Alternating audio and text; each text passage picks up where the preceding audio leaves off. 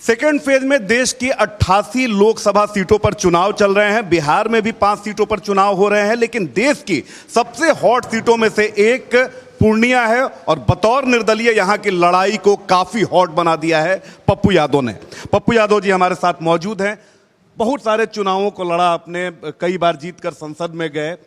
2024 की लड़ाई कितनी अलग है आपके लिए? नहीं, मेरे लिए अलग क्या, मेरे लिए यही अलग है कि पूरी दुनिया की, पूरी देश की ब्लेसिंग मुझे प्राप्त है। हर लोग मुझसे प्यार करने लगे, प्यार करते हैं, सबके दिल में मैंने जगह बनाई। पूर्णिया में कास्टलेस राजनीति हो गई, कोई हिंदू मुसलमान नहीं बचा। हम लोग मिल करके हर परिवार, पप्पू परिवार, पूर्णिया परिवार, सब ने कहा मेरा बेटा, सब ने कहा यहाँ राजनीति नहीं, यहाँ कोई दिल्ली पटना की राजनीति नहीं, सब ने कहा मेरा बेटा, सब ने कहा सिर्फ मुझे बेटा चाहिए। तो आप देखिएगा ना इसको, बिल्कुल। आप देखिए जा करके, यहाँ कोई राजनीति है, नफरत की राजनीति। एक व्यक्ति को खत्म करो, मिटाओ एक व्यक्ति को। यशस्वी प्रधानमंत्री आएंगे मेरे खिलाफ, नीतीश जी 3 बार आए मेरे खिलाफ, खत्म करो पप्पू को खत्म करो। यही 4 दिन लोग कैंप किए, महाभारत की कथा लिखे जाते। यही सवाल तो मैं अंतिम दिन हमारे, जिसको मैं पिता मानता हूँ, वो मेरे खिलाफ अपील कर दी है। क्या डर है पप्पू यादव से? चलिए, आपके विरोधी हैं, नरेंद्र मोदी की बात कर लें, नीतीश कुमार की बात कर लें, लेकिन लालू प्रसाद यादव के साथ आपकी लंबे समय तक राजनीति चली है। आप उनके पास बाकायदा, जब कांग्रेस में विलय की बात आई थी वहां भी गए, लेकिन क्या ऐसी बातें हो गई कि सारी चीजें जो है यू टर्न? हम तो आशीर्वाद लेते ही हैं ना उनसे, आशीर्वाद लेने भी गए। क्यों आशीर्वाद नहीं मिला? रोहिणी जी और को आप आशीर्वाद देंगे और मेरे खिलाफ अपील करेंगे, तो ये आप देखिए ना कि कितनी गंदी। और महाराजा के जो राजा हैं वो आकर के क्रिमिनल को कहते हैं कि गाली दो माँ बहन को, इसको मारो, और क्रिमिनल कहता है यदि उससे खिलाफ लड़ोगे तो हम गोली मार देंगे ढुक के। तो पप्पू यादव से इतना डर? सर ये तो उनसे पूछिएगा, सभी लोग एक व्यक्ति के खिलाफ क्यों हैं? सर हमने क्या किया? उनसे भी हमने सवाल पूछा, उनका तो कहना है कि कोई फैक्टर ही नहीं है पप्पू यादव। और एक और बात आप देखिए कि क्या तेजस्वी यादव को आप राजनीतिक तौर पर अपरिपक्व मानते हैं? क्योंकि यहाँ आते हैं और वो एनडीए को अपील करते हैं कि उनको जिता दीजिए, लेकिन पप्पू यादव को नहीं जिताइए। कैसे पप्पू देखते हैं? नहीं मानते, पूरी दुनिया अपरिपक्व मानती है। आप देखिए ना, इतनी गंदी बात, एक व्यक्ति को नहीं, और कोई फैक्टर नहीं है तो 4 दिन बैठ के और जगह क्यों नहीं गए? फिर उनके राजा साहब ने अपील क्यों किया? नॉमिनेशन में क्यों आए? क्रिमिनल से गाली क्यों दिलवा रहे हैं? क्यों कह रहे हैं कि एडीए को वोट दे दो? उनसे पूछिए ना। मेरे लिए वो मेरा परिवार है, आज भी है, रहेगा, था। लालू यादव परिवार है, बिल्कुल पिता की तरह हैं, और वही इज्जत रहे उनके लिए रहेगा। सबसे बड़ी बात है कि आप देखिए कि आपने बड़ा ही डिसीजन बड़ा लिया, आपने अपनी पार्टी का विलय कांग्रेस में कर दिया, और उसके बाद आपके साथ ये सारी चीजें हुई। एक तरह से डिच कहा जा सकता है, धोखेबाजी कही जा सकती है, तो नहीं लगा, दुख नहीं हुआ? सर जब कोरोना में मरने का डिसीजन ले लिए, बाढ़ में मरने का डिसीजन ले लिए, हस्तिनापुर की गद्दी जब पटना दिल्ली को, जब मैं मधेपुरा और सुपौल छोड़ दिया और यहाँ अपने माँ के साथ हम खड़े हो गए कि मरना यहाँ जीना, यहाँ तेरे सिवाय जाना कहाँ, जो होना हो। और सबने जाति धर्म मजहब से अलग हट करके एक नई पॉलिटिकल राजनीति की शुरुआत कर ली। तो अब हमको आप बताइए मुझे क्या करूँ? आपको कुछ चाहिए? कितनी चुनौती है बतौर निर्दलीय? आपके खिलाफ बीजेपी भी, जेडीयू भी, अब देखिए कि आपकी सहयोगी जो है कल तक आरजेडी, बतौर निर्दलीय आपको उतरना पड़ा। कितनी चुनौती है सर, कितने प्रेशर? मेरे लिए, मैं जब कोरोना को प्रेशर नहीं माना, बाढ़ को प्रेशर नहीं माना, जब मैं किसी घटनाक्रम को प्रेशर नहीं मानता हूँ, मेरे लिए जो पूरा देश की जनता का आशीर्वाद हो और पूर्णिया के हर घर का परिवार का आशीर्वाद प्राप्त हो, मैं किसको चुनौती मानूंगा भाई? मुझे हर माँ बेटियों का आशीर्वाद प्राप्त है, तो मैं क्यों चुनौती मानूं किसी चीज़ को जिसके साथ पूरी जनता की भगवान खड़ी हो? मैं बिल्कुल इजी गोइंग हूँ। जो किसी को लग रहा है, जो जिस तरह से लोग तंग कर रहे हैं, गाड़ी रोक रहे हैं, मरमाने के साथ, गाड़ी क्यों रोकी गई? ये उनसे पूछिए ना, गाड़ी क्यों रोकी गई?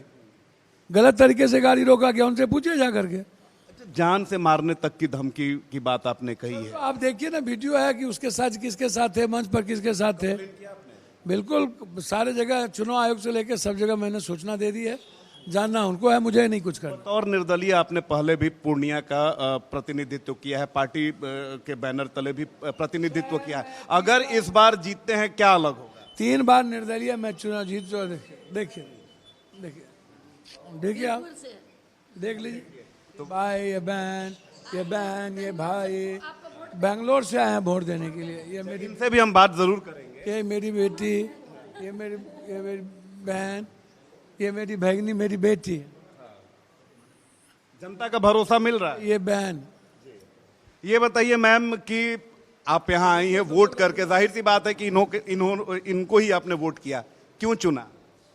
इसलिए कि जिससे सबका उपकार हो, जो हम लोग के बीच के नेता हैं। मैं उन्हें बहुत अभी से नहीं जान रही हूँ, मैं बहुत दिनों से जान रही हूँ। जो नेता का मतलब जो होता है वो इनमें दिख रहा है। ये नेता नहीं, सामान्य आम आदमी में से हम लोग के प्रतिनिधित्व एकदम भरोसा है।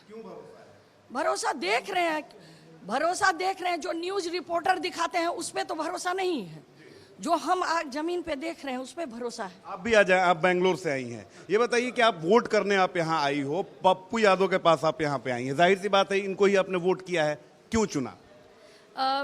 ऑनेस्टली मतलब मैंने तो सामने से इतना देखा नहीं है क्योंकि मैं ज़्यादा रही नहीं हूँ यहाँ पे, बट कभी कभी आप लोगों से सुनते भी और उससे भी सीखते हो।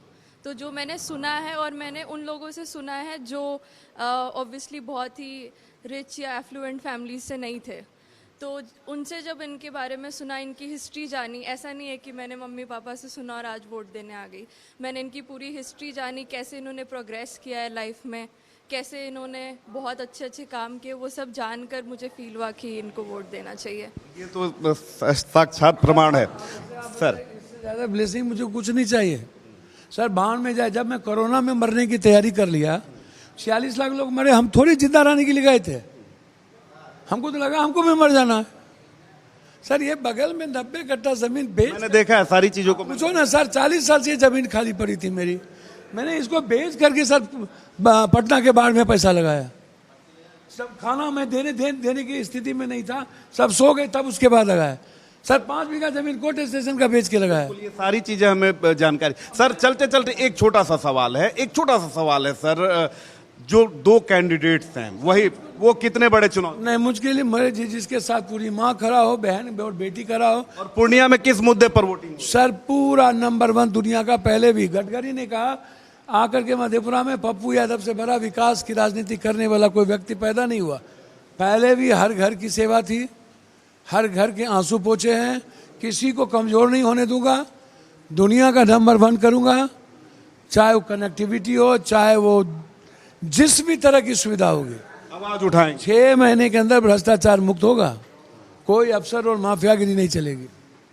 आप बेफिक्र रहें, आम आदमी का राज होगा। बहुत बहुत धन्यवाद। तो देखिए हमारे साथ पूर्णिया से निर्दलीय प्रत्याशी पप्पू यादव जी थे, जो अपनी जीत को लेकर काफी कॉन्फिडेंट हैं। अब देखने वाली बात होती है कि जनता इनके दावे और वादे पर कितना भरोसा करती है, लेकिन एक बात तो तय है कि पूर्णिया की लड़ाई काफी दिलचस्प बन चुकी है और इसे दिलचस्प बनाया है बतौर निर्दलीय पप्पू यादव ने। सहयोगी अवधेश के साथ रितेश मिश्रा, इंडिया न्यूज, पूर्णिया।